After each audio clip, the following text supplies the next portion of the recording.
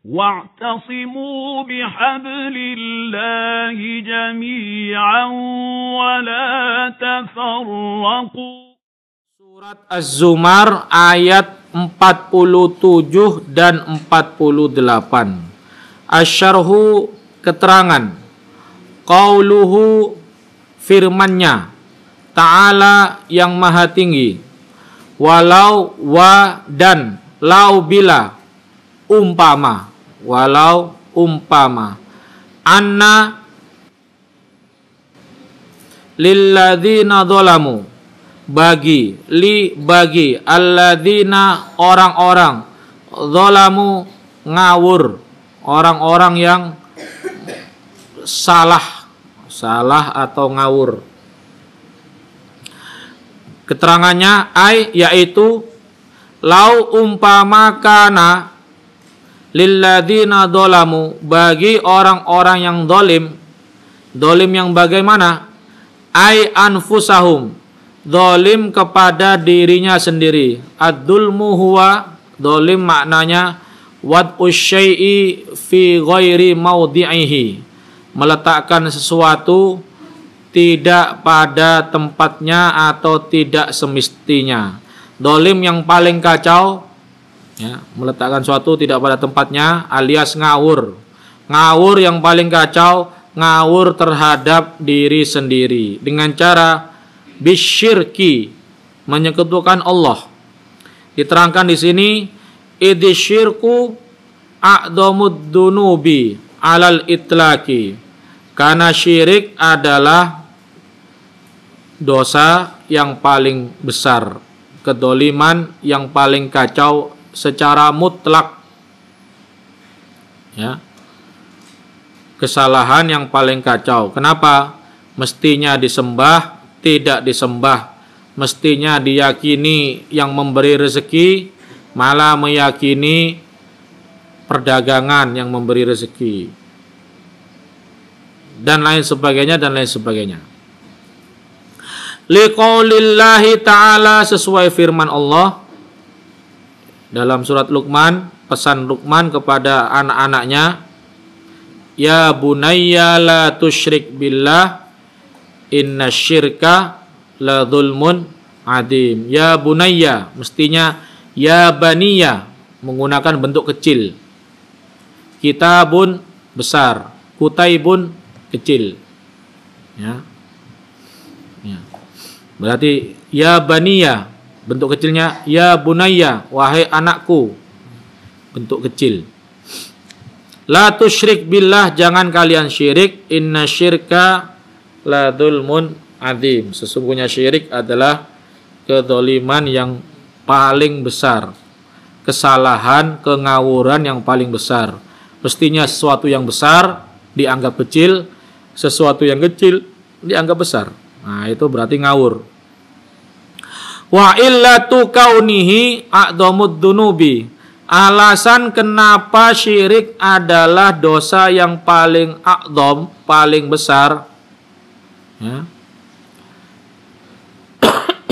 A'dham li'annahu, karena kegiatan syirik adalah sorfun, adalah kita atau orang yang melakukan syirik melakukan tindakan menukar. Sorfun, menukar. Ilmu sorof, ilmu menukar-nukar, menukar-nukar bunyi. Lihaqqillahi tabaraka wa ta'ala, bahwasanya Allah mempunyai hak. Haknya yang paling tinggi adalah al-ma'bud, yang harus disembah. Lihaqqillahi tabaraka wa ta'ala, Allah punya hak dituhankan dan disembah. Malah kemudian ditukar, hak itu diberikan kepada li ghairihi min makhluqatihi, kepada yang selainnya dari makhluknya. Jangankan Allah, bapak ibunya antum, wali kelasnya antum, guru-guru antum punya rasa cemburu. Apa? Cemburu, ya, merasa tidak diperlakukan adil. Cemburu itu merasa tidak diperlakukan adil. Contoh, umpama di kelas gitu pagi-pagi, ustadz atau ustadznya sedang mengajar, kepalanya antum menghadap ke jendela. Nah, itu sudah jengkel tuh. Lihat apa? Mendengar apa? Bisa begitu. Orang tuanya juga sama. Giliran datang ke orang tuanya, dapat sangu dan lain sebagainya, nggak salim. Giliran ke paman bibi, salim. Nah, padahal nggak memberi sangu. Itu bisa cemburu. Nah, Allah adalah zat yang paling berhak cemburu.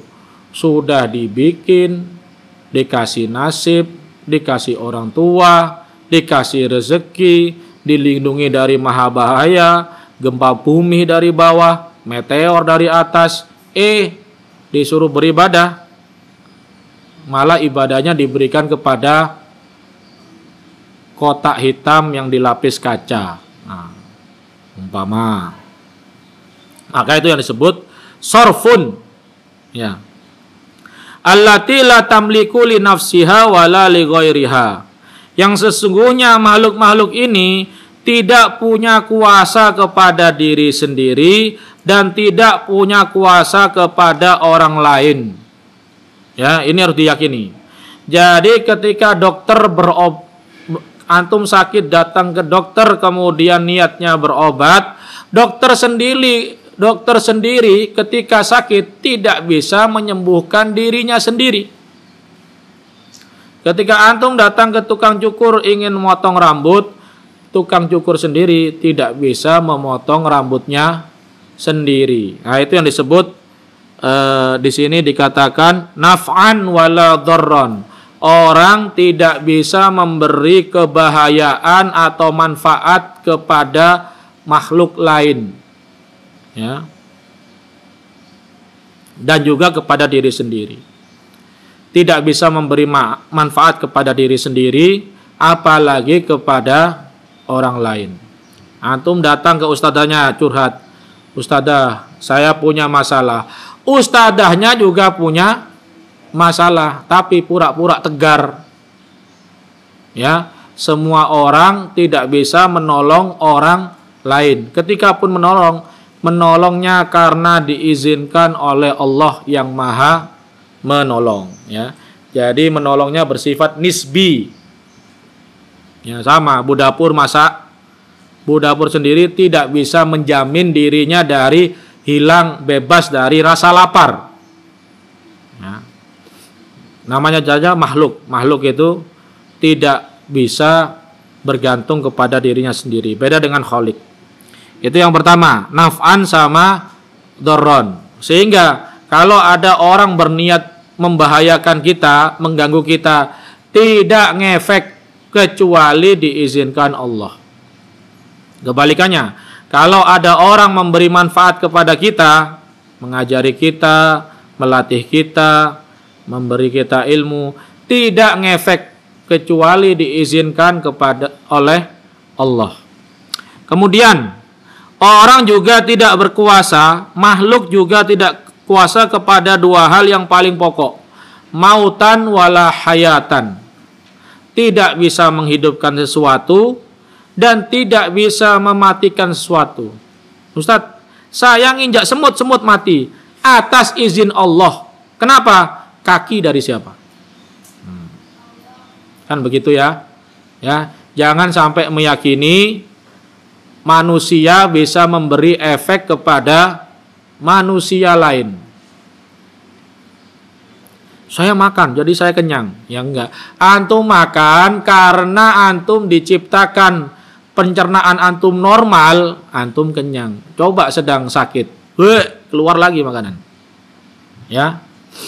Kita tidak berkuasa kepada diri kita dan juga tidak berkuasa kepada orang lain. Tapi kemudian tidak boleh menjadi keyakinan begini. Oh berarti orang lain gak usah dinasehati Ustaz, karena tidak ngefek. Antum kena khitab. Khitabnya amar ma'ruf, nahi mungkar. Nah, selama khitab dilakukan tidak berhasil, tidak masalah.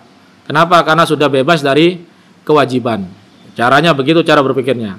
Jadi yang kakak kelas negur adik kelasnya atau anggota kamar, "Dek, jangan begini dan jangan begitu."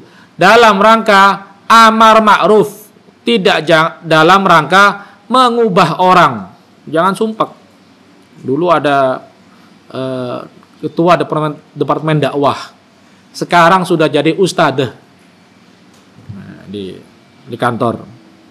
Ketika mereka kelas 5, baru-barunya semangat masuk jadi ismi, galau, lapor ketika saya ngajar hari Sabtu jam pertama usul fikih.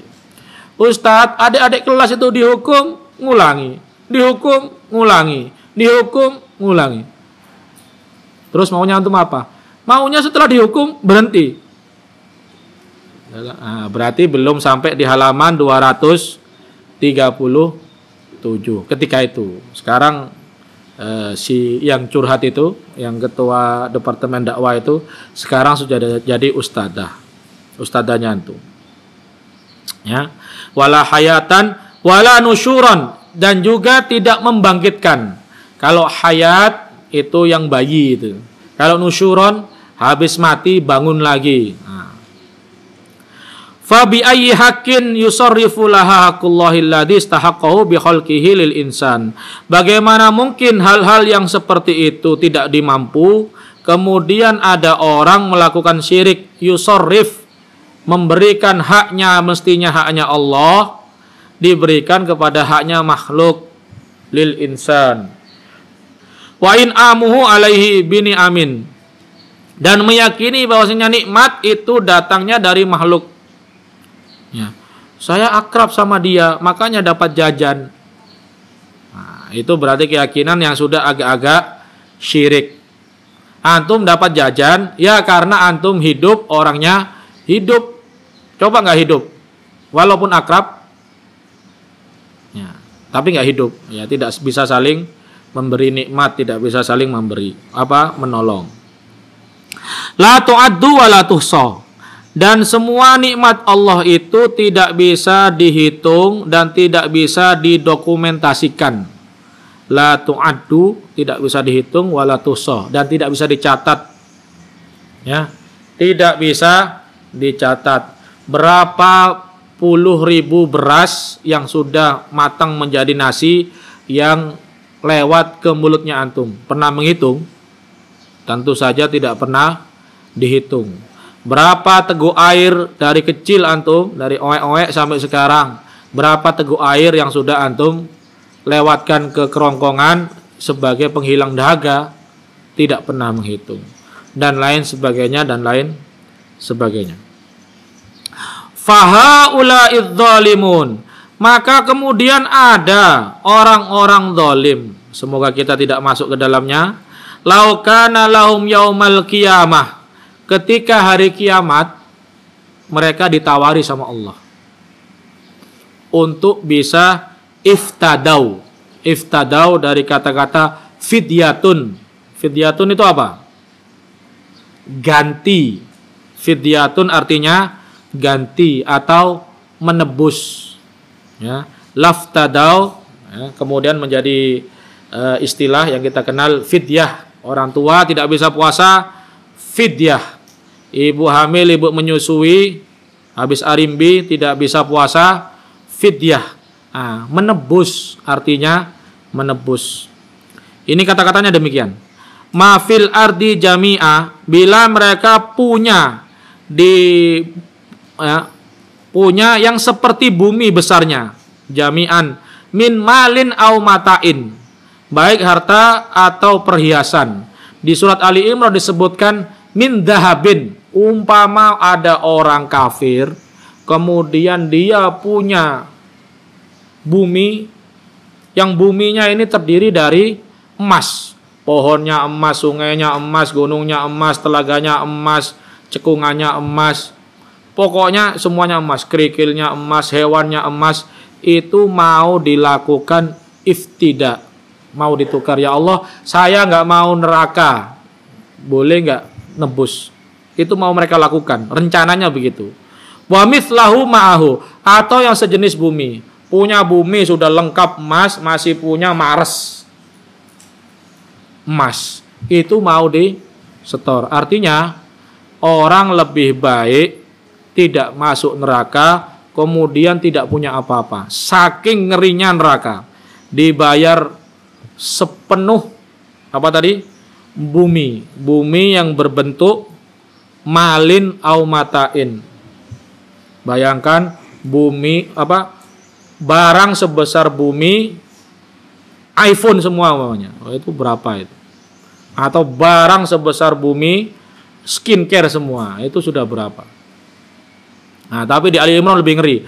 Barang sebesar bumi, emas semua. Itu pun tidak diterima sama Allah.